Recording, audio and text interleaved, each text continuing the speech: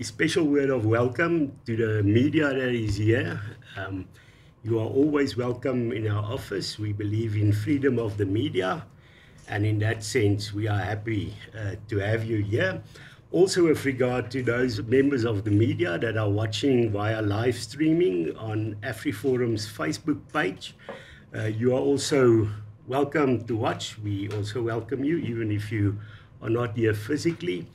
And then to those people abroad that will probably not be watching now, except if you are awake in the early morning hours. But when you watch this later on our Facebook page, you are also welcome to watch.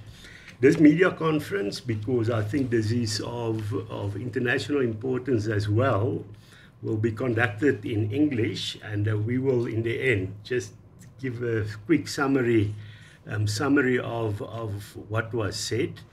But I know that Netwerk 24 can also understand English. So, maar Raymond, ons sal met jou ook Afrikaans praat na die tyd. En Enies ook natuurlijk. I just want to welcome also AfriForum members. Vir julle AfriForum lede wat ook kyk op ons Facebookblad, wil ons vir julle baie dankie sê.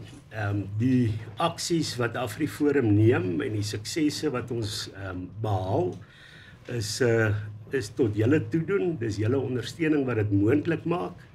En natuurlik in tye wanneer daar 'n klomp mense is wat moedswillig is en ons wil aanval, dan is dit altyd lekker om te weet dat ons reuse ondersteuning het van ons meer as 300,000 lede en natuurlik nog 'n klomp ander mense. So baie dankie daarvoor. Dit is julle wat ons sterk maak. Just with regard to what happened the past week, we all woke up on Monday morning to dramatic news. And you in the media, I know that has also changed your work rate because a lot of things then happened. And also my colleagues here, we had to give a lot of attention to this. The one thing that amazes me is that there are people that can't see the clear strategy. There's an old political strategy. If you want to evade taking responsibility for the negative results of your own irresponsible behavior, you just blame somebody else. And of course, that is also true in life. You always blame somebody else. And that is exactly what has happened here. It's astonishing that in the last week, nobody asked what was President Ramaphosa's role, what was the ANC's role in creating this anger from the US president. And simply it was just said, no, it's them, it's AfriForum. So the reality of the matter is, if you go and look at that, the Americans can read. The American embassy is in South Africa. They follow what is going on here. They have a State Department that is watching what is happening in the world. So you are actually showing your ignorance if you are now going to think that AfriForum lied and they just swallowed it hook, line and sinker. In the past, when we communicated with them in terms of our own credibility, we make sure that our facts are correct. But what we've seen in the last week is a orchestrated attempt to just put the blame on someone else. And I want to state categorically, the people that are to blame for this crisis is, in the first place, President Cyril Ramaphosa, in the second place, leaders of the ANC. And even if they have this campaign, it won't take us off course. We will stay on our course to fight for all the ordinary people in this country that are being harmed through the foolish policies and behavior by ANC leaders. So the allies started also get involved in this campaign, but then we also still seeing a Bell Pottinger kind of campaign running. And you can go and have a look at the bots on social media. You'll see a number of profiles, of new profiles that have been started this year, that only have a few followers. It's quite obvious. But actually the coincidence was I saw a profile of Piet Della Rey. And I saw the photograph because this campaign, there's also an effort to try and bring it into the Afrikaans community. Fortunately, it is failing dismally. Those that attack us are a small minority. But what happened when I looked at Piet van Zyl, I recognized this, Piet Della Rey. I looked at him, I recognized this guy, somebody I know. It's Cyril Roots. So that is the kind of things that is happening. And also, if you look back at what was said the last week, it is sweeping statements that are made. It said it's AfriForum, but at no point does it say what did AfriForum say with regard to the Expropriation Act. And some of you were here before President Trump's statement at our media conference, where we pinpointed what exactly was the problem with the act. And you can go and watch on our Facebook page where that media conference is still available. So what we've done in that conference, we referred directly to what the wording of the act is. Aza, you're more than welcome. We referred to, for instance, section, let me help you here. Okay, let's see if, yeah. Okay, as you can see, I'm not that technical. No, am I? Okay. Lower. Okay, is that fine? Okay, if you go and look at our views and the statements we made with regard to the Expropriation Act, it doesn't make sweeping statements that there is now a large-scale expropriation going on at the moment. We said that we are worried about Section 12.3 of the Act that uses the term no compensation, that when it speaks of when that can happen, it just gives 4 examples, but it says the examples are including but not excluding anything else, including the below but not excluding any other probability. So it's open-ended and it is no compensation. So there can be no doubt it is not an effort to spread disinformation. Those that say it's disinformation can just go to the website and get the Expropriation Act from there.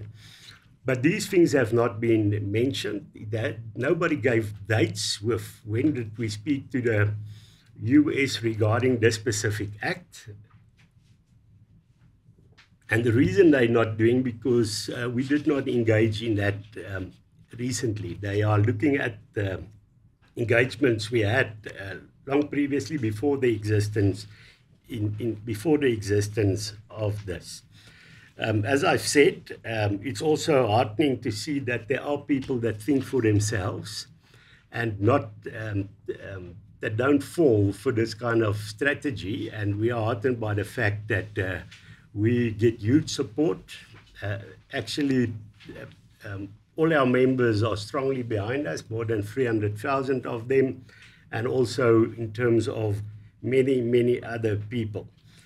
So let's see what is the situation and how is it that President Ramaphosa and the ANC can be held responsible for this. President Trump stated 2 broad issues in terms of one that's with regard to the property rights in South Africa.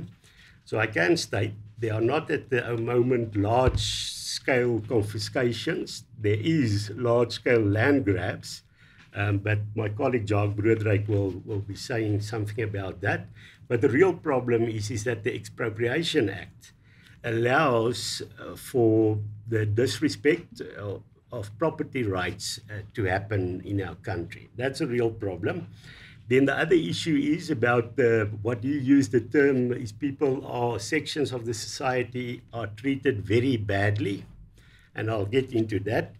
Those are the 2 areas that he mentioned. There's of course a third area that he did not mention, but I think plays into this, and that is specifically South Africa's foreign policy and statements we are making. What's the impact on that on Western countries, and specifically our second biggest trade partner, the US. So those are the three issues. Let me tell you what is the role that President Ramaphosa played in all three these spheres. The first one is that it is President Ramaphosa that signed the Expropriation Act. It's not AfriForum that signed it. He signed it. And we tried to prevent this. I'll say later on how we did it.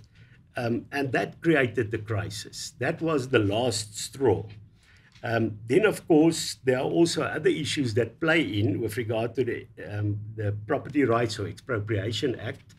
Apart from what the wording of the Act is, what are the other issues playing in with regards to property rights? And the two are, of course, the run-up to this Act and statements made by ANC political leaders that you have to take note of in context, to give context to the Act. And the second one is the huge problem we have at the moment with land grabs in the country. So for those two, Ernst van Zyl is our head of public relations at AfriForum, and he will give some input with regard to the first issue, the statements made by the ANC, the timeline to the run-up to the Expropriation Act. All right. Thank you very much, Kali. Good morning, everyone. I would like to use this opportunity just to, as Kali said, take us a bit back, reverse a little bit, rewind the clock in regards to what was said when it comes to the Expropriation Act by the ANC itself. Because this week, the chickens came home to roost. This week, the ANC's extremist policies and extremist rhetoric backfired on them because the world took notice. And what we've seen in the past 72 hours, 48 hours, has been a remarkable softening of the rhetoric regarding expropriation without compensation from the ANC, and a desperate attempt to rewrite history from their propaganda machine. And unfortunately today, even in its weakened state, the ANC still has power over a very strong propaganda machine. When it comes to the history and the timeline, I'd first like to take you back to 2018. In 2018, the South African government, the ANC, pushed with everything it had to amend the South African Constitution to make expropriation without compensation possible and abolish private property rights in this country by amending Section 25 of the Constitution. It stated explicitly that this is what they wanted to do. There was no beating around the bush. It was crystal clear. What happened?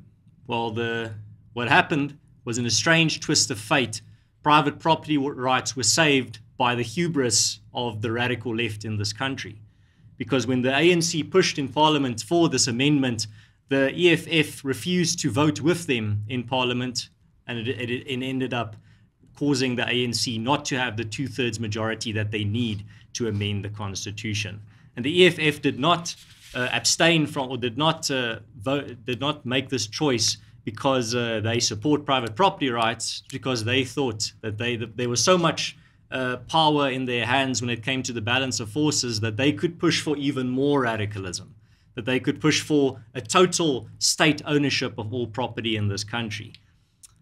And as I said, in a very ironic twist of fate, it was that arrogance, that leftist hubris, that in the end gave a temporary respite and saved private property rights for a while. And why I said for a while is because AfriForum at the time warned that this attempt signals that these attacks against private property rights are not going to end. It is only the first attack, the first attempt. And a few days or a few weeks later, AfriForum's warning was proven correct. And I want to take you through that timeline, because the ANC and its propaganda apparatus can try their very best to try and rewrite history, to try and gaslight the public in South Africa. But unfortunately for them, AfriForum has all the receipts. So let's see exactly from the horse's mouth what was said in 2021 when the attempt to amend the Constitution failed.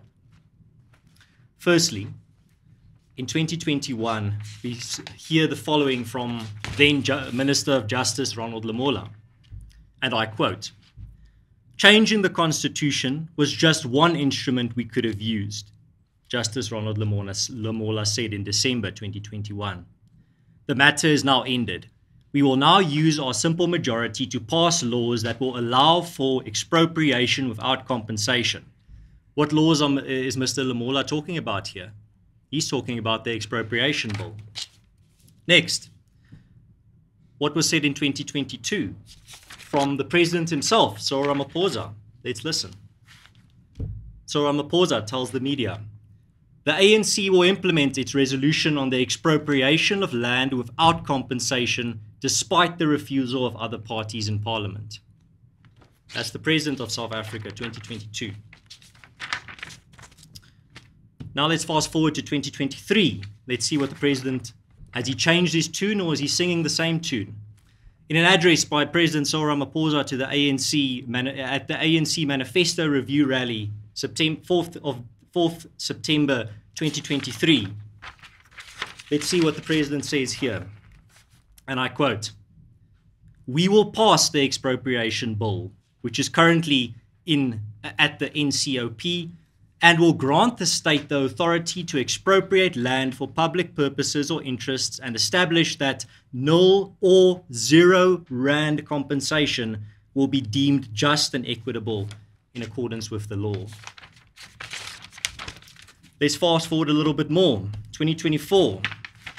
It's not just the president and Minister Ronald Lamola that are making these statements.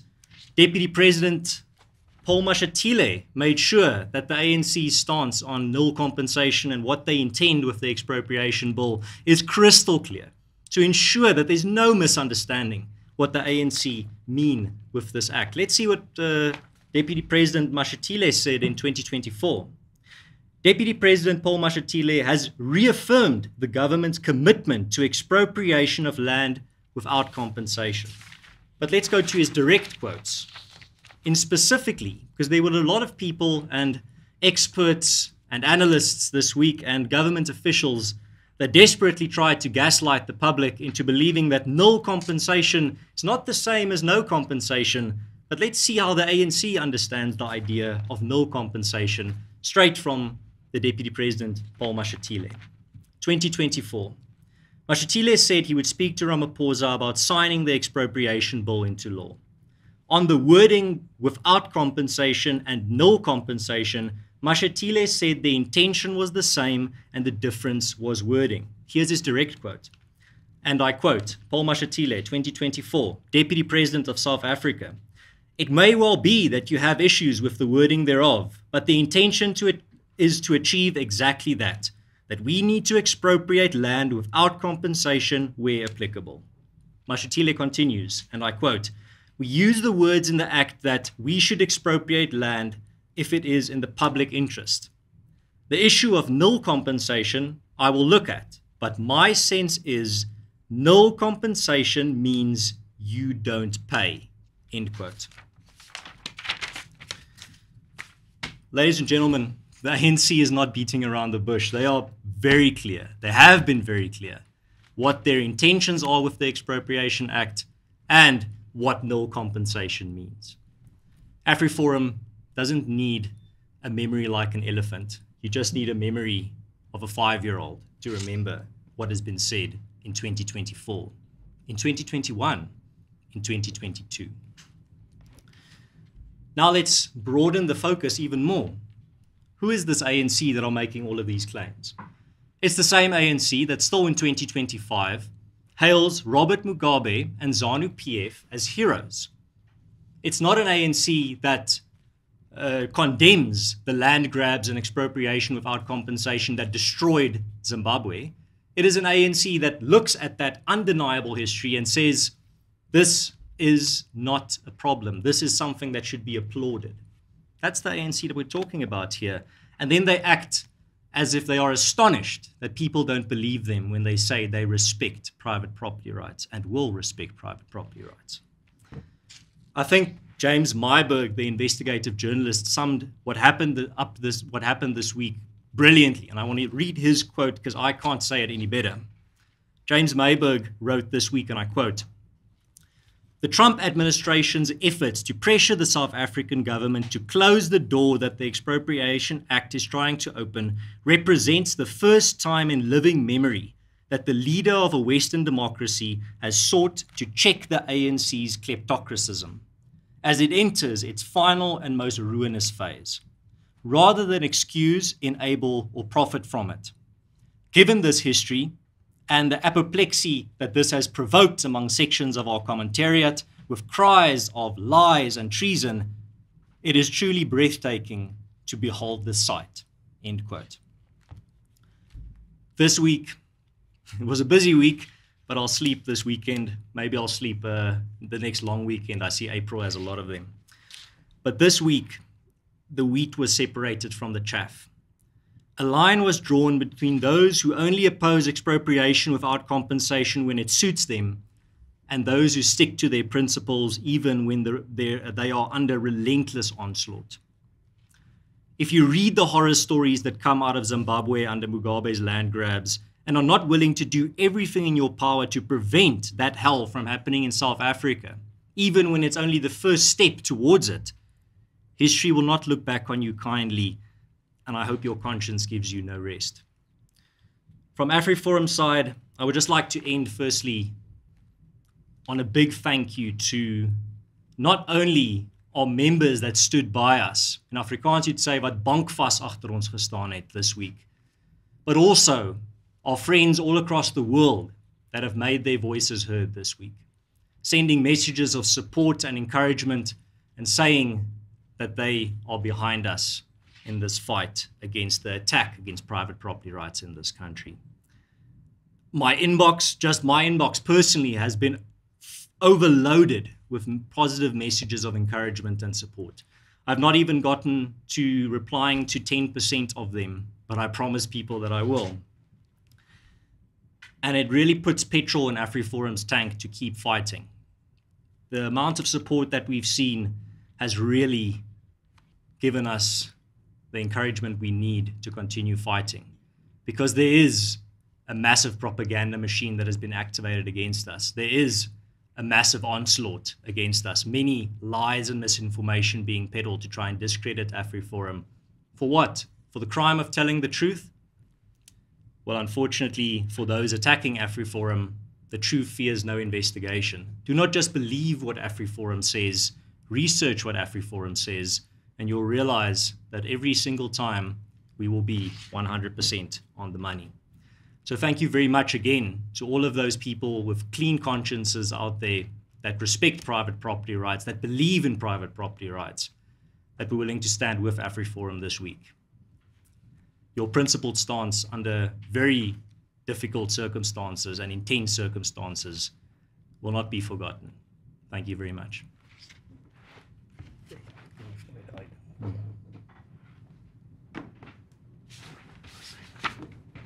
Jose, thank you so much, Ernst. As I've mentioned, that was the part with regard to statements by the ANC and ANC leaders. The other issue that I think worries people is that the Expropriation Act comes within the context of land grabs that we are seeing in the country, and the lack of action against that. But Jacques Broodryk is the chief spokesperson for community safety at AfriForum. They are involved in safety issues, which also in many cases include when people simply grab land. Jacques, you're welcome. Thank you, Kali, and good morning. We have to be honest when we look at the current situation in South Africa. You guys are from the media, you are journalists, you are generally well informed. So the issue of land grabs shouldn't be new news to you, and it's not something that we can deny. AfriForum's 177 neighborhood and farmwide structures countrywide are on the front lines when it comes to facing illegal land invasions regularly. And we have to be very clear that these are not spontaneous acts of desperation, as you would very well know. Land grabs are fueled on, orchestrated and motivated by politicians on ground level and higher up who profit from this lawlessness. It's even gotten a name locally, a name that you should be familiar with, something called shack farming, who benefits nobody but those with political connections. The ANC has over the years created a climate where illegal land grabs are seen as acceptable by some. Their councillors have been linked to selling land that does not belong to them, exploiting vulnerable communities for personal and political gain. When property owners seek assistance during land grabs, AfriForum has often seen firsthand how the South African Police Service refuses to take action, in many cases even refusing to open a criminal case, which can only bring us to one conclusion, and that is that there is political interference at play. Examples of recent large-scale land grabs include Willowbosch, Burgersfort, Bloemfontein. And if you want to see the consequences of land grabs when no action is taken, you can just drive down the road, go and have a look at Wolfspruit and Plastic View. Thousands of people crammed into one piece of land which does not belong to them, with no services, terrible hygienic conditions, and increasing crime rates. That is the climate that the South African government, under leadership of the ANC, has created in this country, a climate of lawlessness. The recent signing of the expropriation bill, or let me put it more accurately, I'm going to call it what it is. The property theft bill was not only dangerous and reckless, it was done with the aim of once again enriching cadres and ANC politicians. Already we're seeing the consequences. Just this past weekend in Seshego, land invaders illegally occupied privately owned land. And it was reported by the South African Broadcasting Corporation, the state-owned broadcaster, and if you guys are here today, welcome. But it was reported on the state-owned broadcaster that these invaders said they did it because they felt empowered by the signing of this new bill. Is that the precedent that we want to create in this country, where people can simply go and take what they want to? I still believe that the majority of the citizens in this country are law-abiding, honest, and good people, and they don't want to see lawlessness increase in the way that politically connected cadres are trying to push it through. But let's be clear, it's not just land invasions. The ANC-led government is no stranger to illegal and dubious expropriation. We can take the Ackerland farm case, where fraudulent land claim led to expropriation, forcing the rightful owners into a costly court battle after property ownership was changed. This has happened. After a very expensive court battle, the courts ultimately ruled in favor of the owners, finding the land claim was fraudulent. And the Register of Deeds was forced to rechange the title deed back to the original owner's name. That's what happened in that case. Not like some media houses are claiming that nothing happened, they sold it off. They did sell it after that. Wouldn't you sell it if you were politically targeted constantly by high-ranking and well-connected political officials who wanted your property? Besides, who has millions lying around to fight court cases, to fight against the state? The state who's fighting you from your own pocket, but they're paying with taxpayer money. Does that sound just and right to you? Another example is plaaswerfbeleggings. And this is not a farm. This is a commercial property owner in Heidelberg who was renting their property to the local Department of Health as a mortuary. The Department of Health then went and simply stopped paying the rent. So the property owners went, they did everything by the book, they followed the legal route, they got an eviction order, and they served it on the department for not paying rent. What did the Gauteng government do? 2 months after this eviction order was served, they simply expropriated the property without offering 1 cent in compensation. Does that sound fair and just? Now, this court case is still ongoing, but it's a glaring warning and an indication of the government's agenda and the intentions. Why on earth would you want to give them more power if this is their track record? These examples of the expropriation that has taken place, the land grabs, the political climate, are not isolated incidents. They expose a clear pattern of a government determined to seize private property without offering a cent in compensation. And AfriForum will not stand idly by while the rights of citizens of this country are trampled. This fight is far from over, and we urge every moral, law-abiding citizen who cares about the future of this country to stand with us and to fight against corrupt politicians further enriching themselves at the expense of the people of this country. Thank you. Thank you so much, Jock. Just with regard to the issue of landowners that aren't all rich, by the way, that they have to fight against government that has taxpayers' money. With regard to the fight in Ackerland, that was possible because AfriForum funded that court case. But you can imagine if there are going to be much more at the same time. But we are committed to assist any person that is expropriated without compensation in an unfair manner.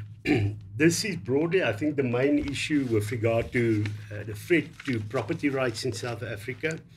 The second issue I'll just mention shortly is what President Trump said, that groups are treated very badly. What the facts are in this regard, and again, it was done by President Ramaphosa. He signed the Bella Act.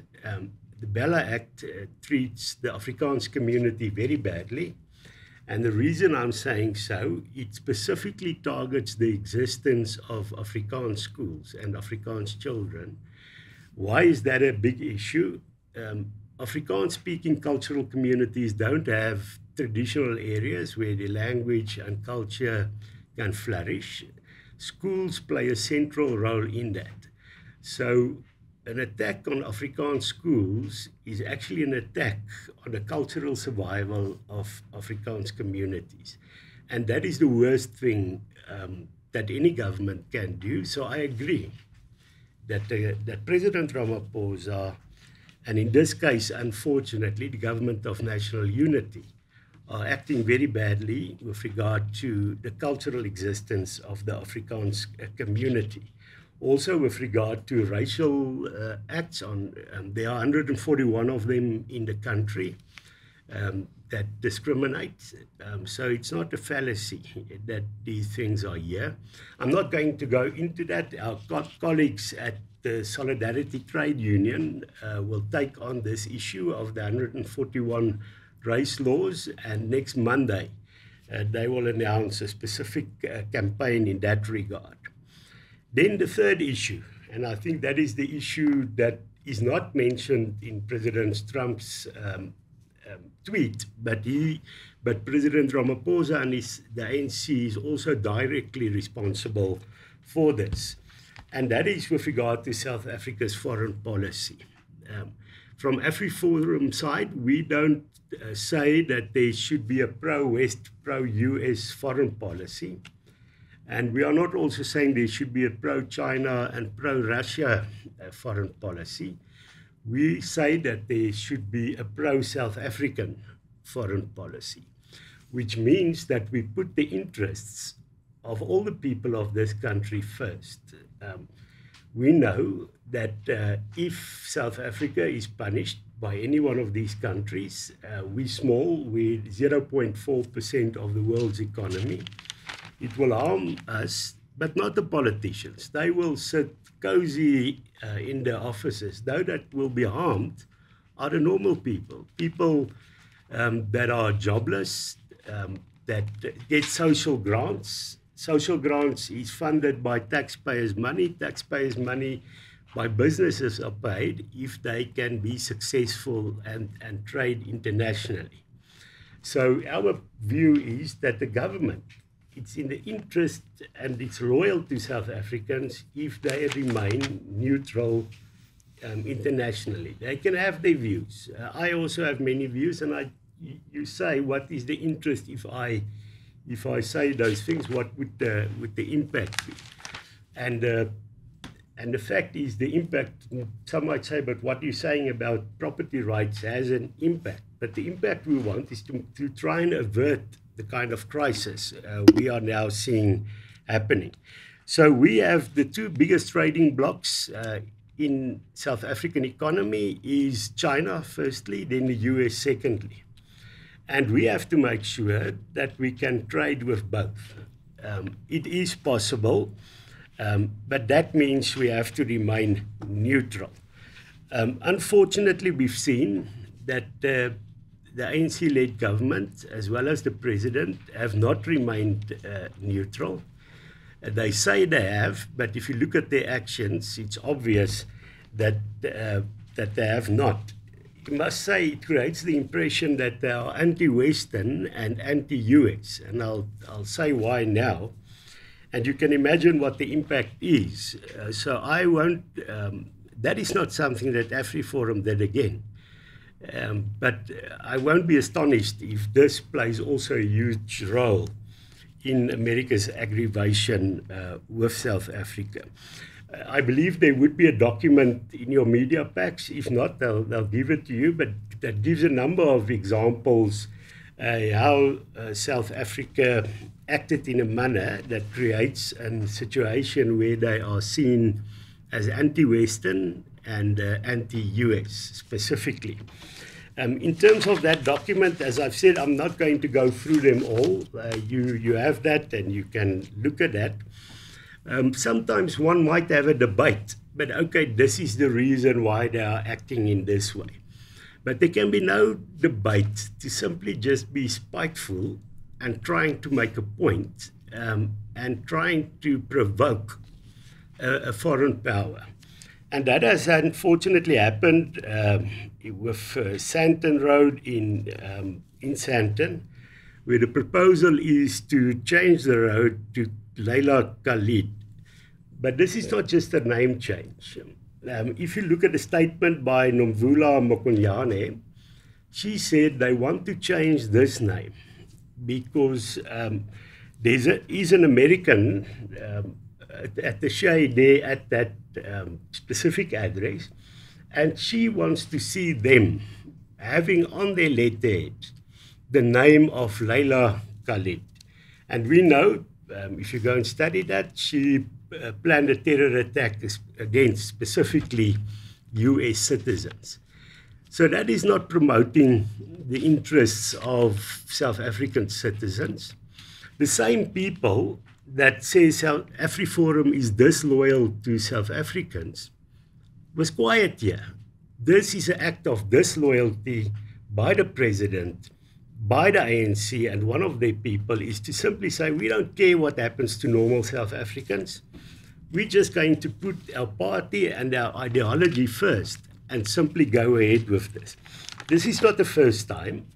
A number of years ago, when the city of Tshwane was still under ANC control, there was an effort to name Pretorius and Schoeman Street to Fidel Castro and Che Guevara Street. Now, you can imagine, well, if that was just a street name, but the US Embassy was in that specific street, is in those streets. So it was just a provocation. So to say now, you know what, AfriForum's spread misinformation, and now this is why the US is angry. It's ludicrous. This kind of behavior should be held responsible, and those that are responsible for this behavior should be taken on. And we should not allow ourselves to make AfriForum the scapegoat to divert attention from this. There's a video, I just want to take a video that is a few years old, but of course, even if it's an old video, people remember. You can play it. And we've been saying, for this issue of the land, this issue that Donald Trump fears so much, we offer this question of the land. I don't know what Donald Trump has to do with South African land, because he's never been here. And he must keep his America. We will keep our South Africa. That is what he must do. South Africa is our land. South Africa belongs to all the people who live here in South Africa. It does not belong to Donald Trump. He can keep his America. And is even worse. He is even worse. When I meet him, I will tell him. I will say, you, Donald Trump, you are even worse because your forebears came to America. They found the native, the indigenous Americans. They wiped them out. They killed nearly all of them. Rine, we are living as a nation, and black and white, we are going to find solutions for our land question. So Donald Trump must leave us alone. He must leave us alone, Maori. When we were facing apartheid, when we were facing oppression, he was not here. He did not fight side by side with us. And we were able, on our own, yes, with support of progressive forces in the world, to resolve the apartheid question. As far as I recall, Donald Trump was not around the negotiating table when we negotiated the end of apartheid. So stick around there.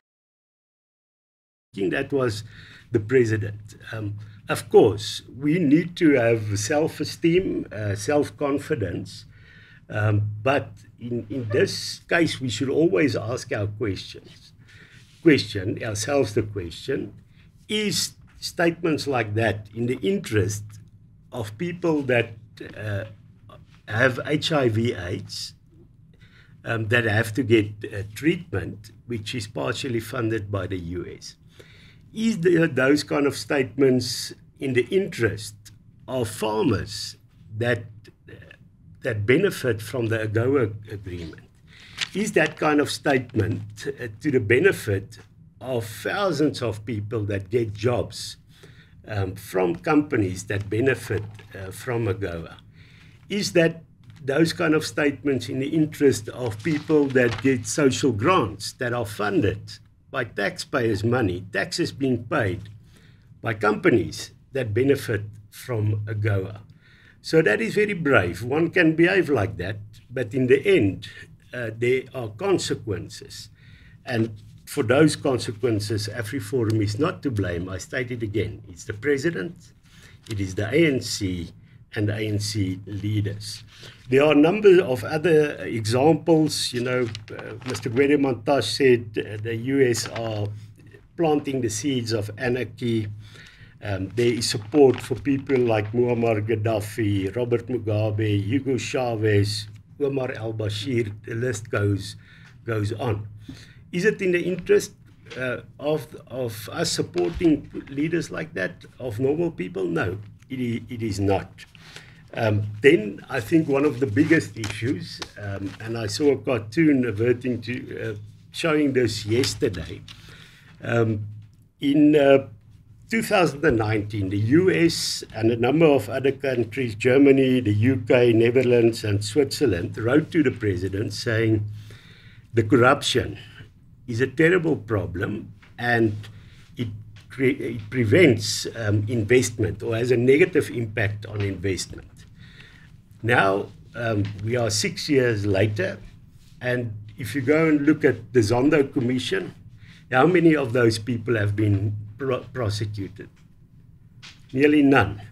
If you look at the 97 ANC people that are implicated in state capture, how many of them appeared in front of the ANC's Integrity Committee? Only 34. So now, you can't blame AfriForum.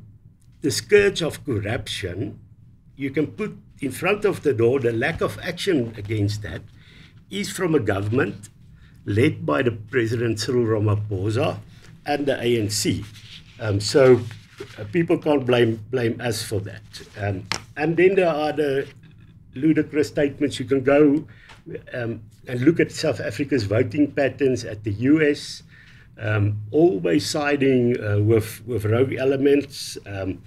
Well, even probably, I first didn't want to take it seriously when I read this, that the ambassador from South Africa and Venezuela, Joseph Nkosi, said that if the US attacks Venezuela, South Africa would give military assistance. We know this is ludicrous, but it just shows the anti-Western, anti-US attitude. And we didn't write a letter to the US and say, look at what this ambassador said. As I've said, the US can read and they can follow what is going on. So the blame should be given where it should happen. Also on the 7th of October 2023, in the UN, there was an effort to change a motion to say that we also condemn the attacks by Hamas on innocent Israeli citizens. And South Africa did not support that. We are not saying AfriForum does not take sides in these international struggles. But if you're going to choose a side and you have these two power blocks between the US and China and Russia, you are going to anger any one of them. And South Africa has decided, under the guise of trying to be neutral in their foreign policy, having other reasons for this, saying they are going to attack full scale one of the biggest allies of the US. You can have good moral arguments for this, but the fact is this in the interest of those that benefit from AGOA? Is this in the interest that benefit from US aid, specifically with regard to HIV/AIDS? Adams mentioned the support for Zim. There are footage where the previous Minister of International Relations sat quite cozily with the President of Iran. One can imagine what the impact would be with regard to trade to the US. Taking part in joint operations or training with the Russian and Chinese fleet, is that to the benefit of South Africa? Are we now going to have to defend South Africa and that contributes to that? No need. That is only simply provoking.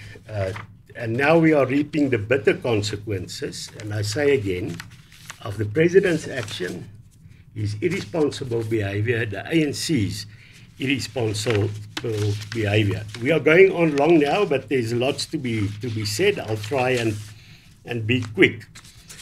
Just with regard to closing,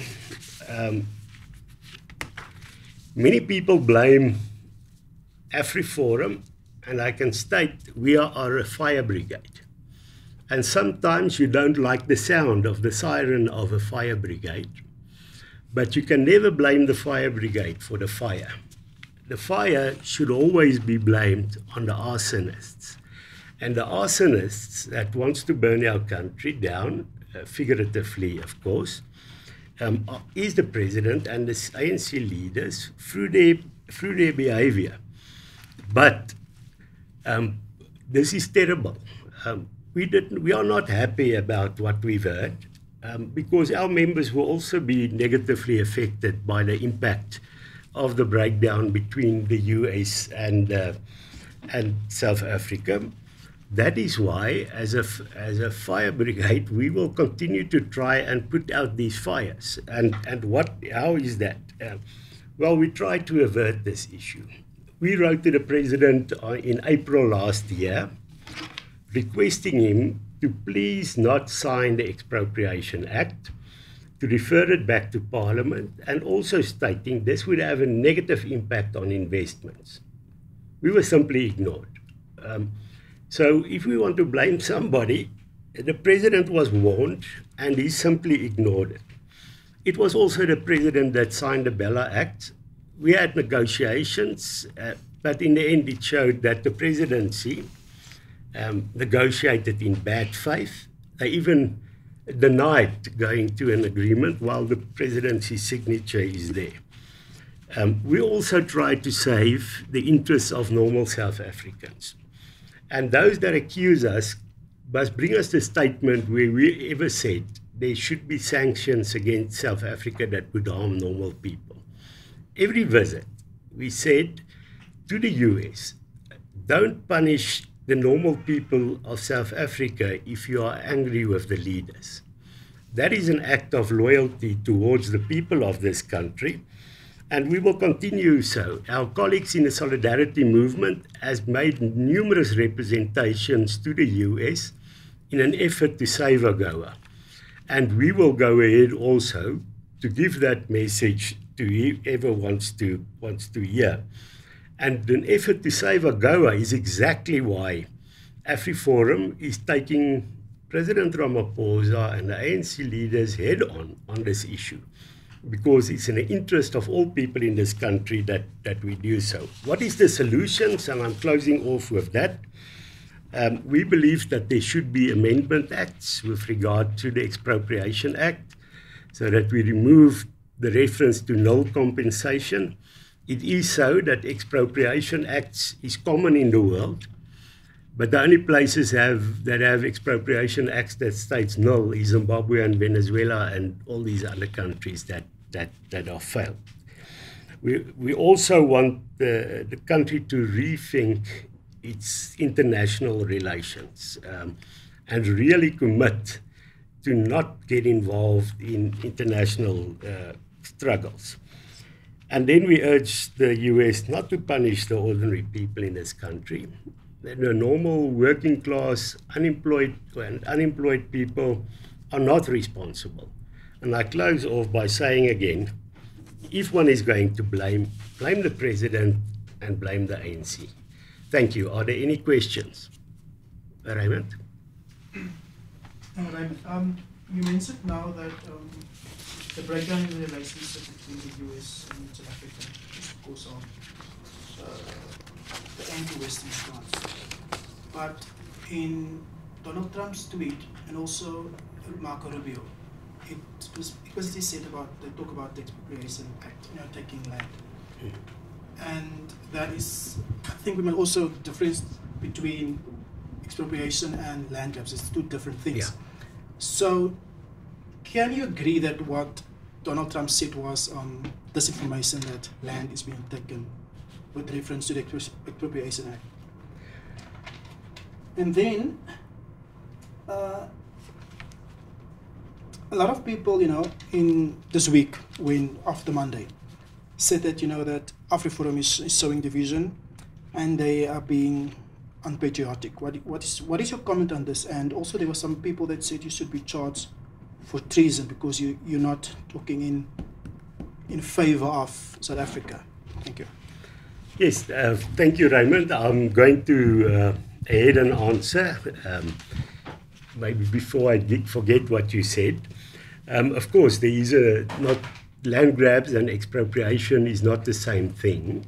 Land grabs create fear with regard where the Expropriation Act, it shows why it is very dangerous.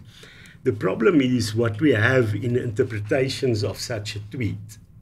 People would say, well, no, this is not correct. There's not a problem.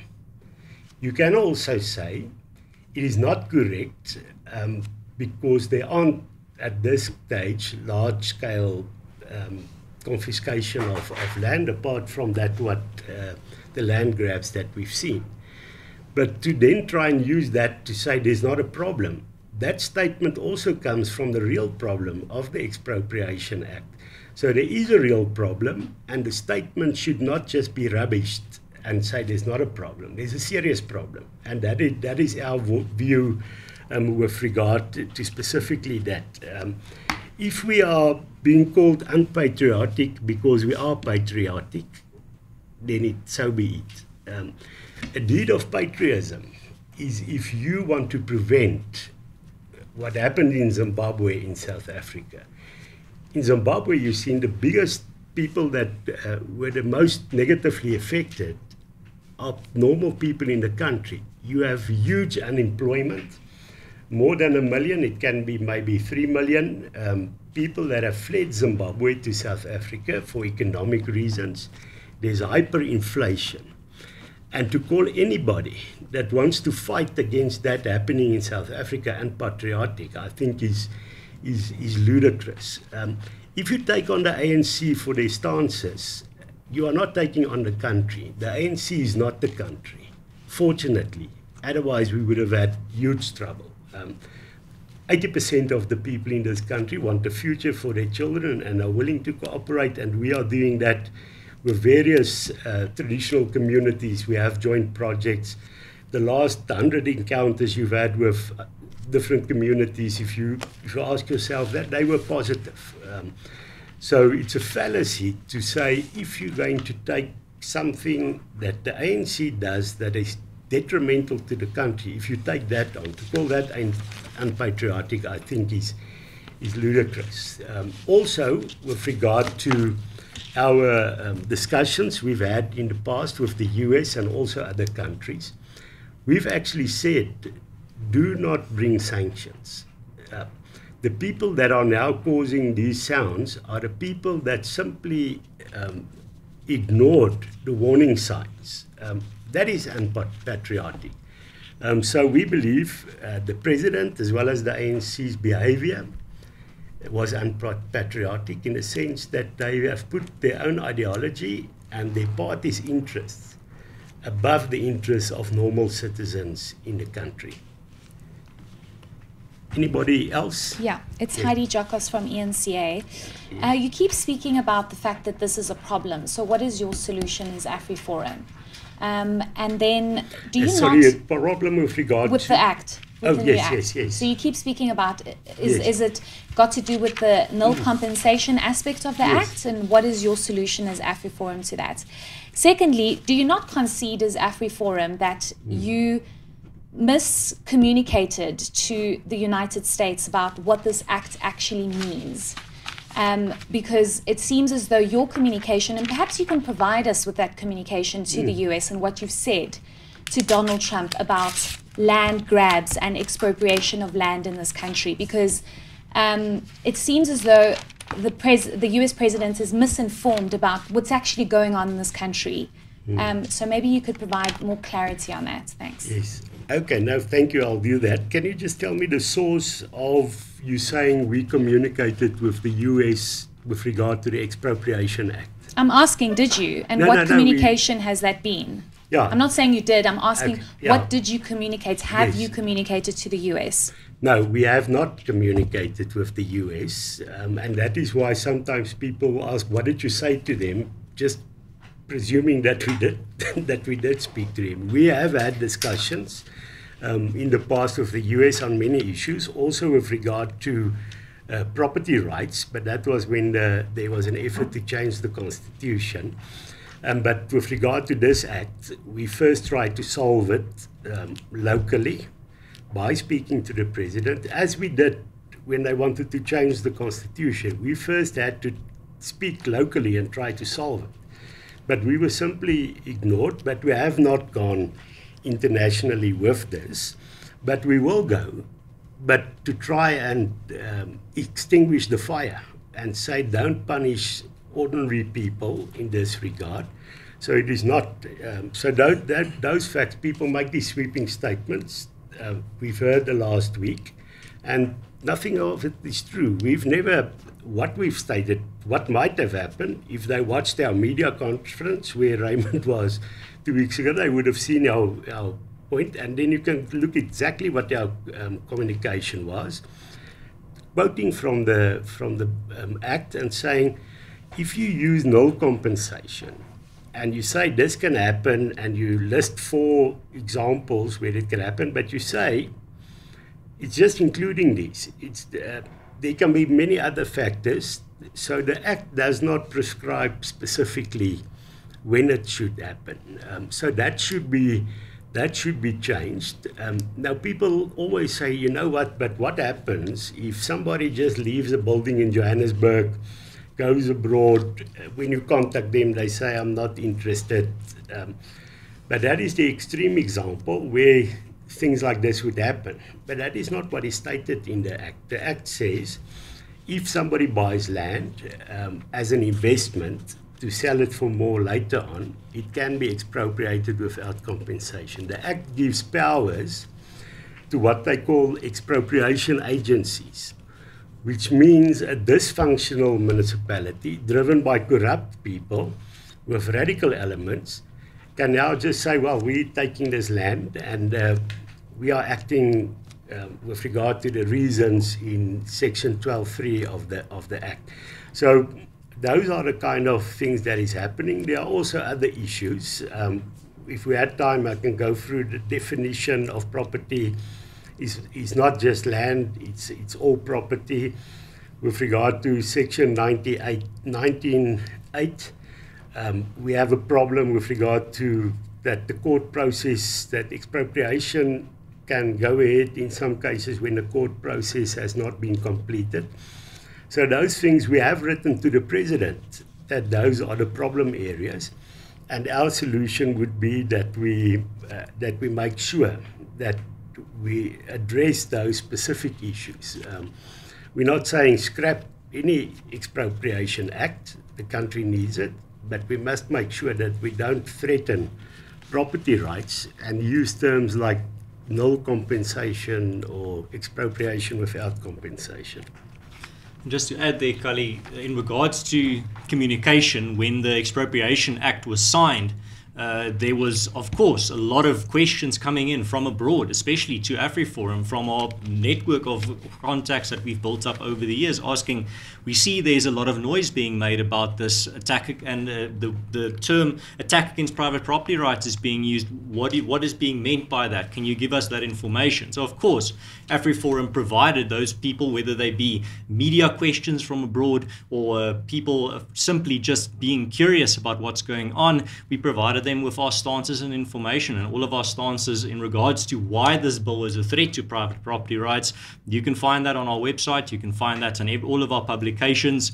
That's what anyone, whether they are contacting us from the US, from England, from China, wherever in the world, asking why is there all this noise regarding this Expropriation Act, we provided them with the facts in regards to how it is threatening private property rights in this country. And I think that's AfriForum's duty as an organization that does thorough research, and one of our responsibilities is to make sure that when human rights are threatened in South Africa, when people ask us, can you give us more details, we provide them with those details. Yes, just tongue-in-cheek, I can say I don't have President Trump's telephone number. So I don't call him. He doesn't call me. But of course, his State Department can read. Any further questions? Yes.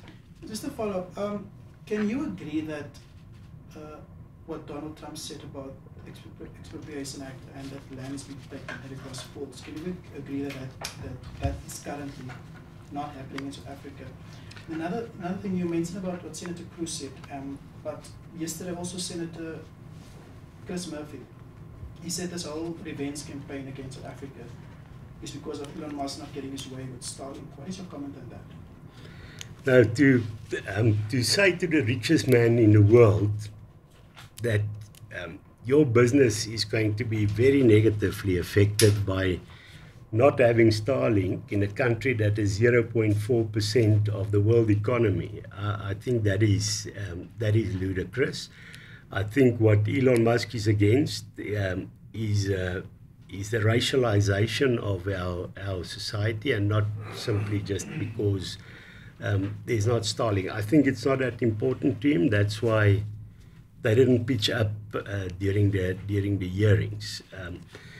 As I think the previous question I've mentioned before, that there are land grabs, and that statement, if you say there's a misconception of the statement, the fact is there are real problems, and unfortunately that aspect is now being used by people to say no, there is no problem, and there is a real problem. Could I add something to that, Kali, please?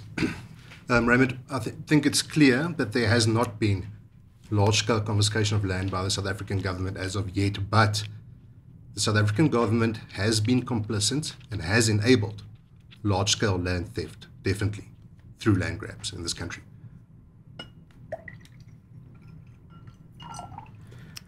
Jose. Yes, sir. Stinkim Kize from AFP. Just on the Elon Musk issue, has AfriForum been in contact with him at all since the issue came up, or have you spoken to him in the past? No, we haven't. Of course, what we have spoken to Starlink, we've written to Starlink because we believe that Starlink would play a huge role, especially in areas where we are involved. We are, for instance, involved with projects within the Amabele community in the Eastern Cape, where there's no connectivity, and there will not be connectivity in the near future. Also, with regard to the Nkungumati community, we have a good relationship and have joint projects. There's no connectivity. But then also with regard to safety on farms, where we have a violence problem in the rural areas, Starlink can be needed or is needed to get good communication. So in that sense, we believe it's important that Starlink comes, not because it's Elon Musk's company, but again, that would be something that would benefit all. And because of what is happening in the country, he's not interested anymore. It would harm all of us, and we should address those issues. Why is he not bringing that, what is definitely needed, not to our country?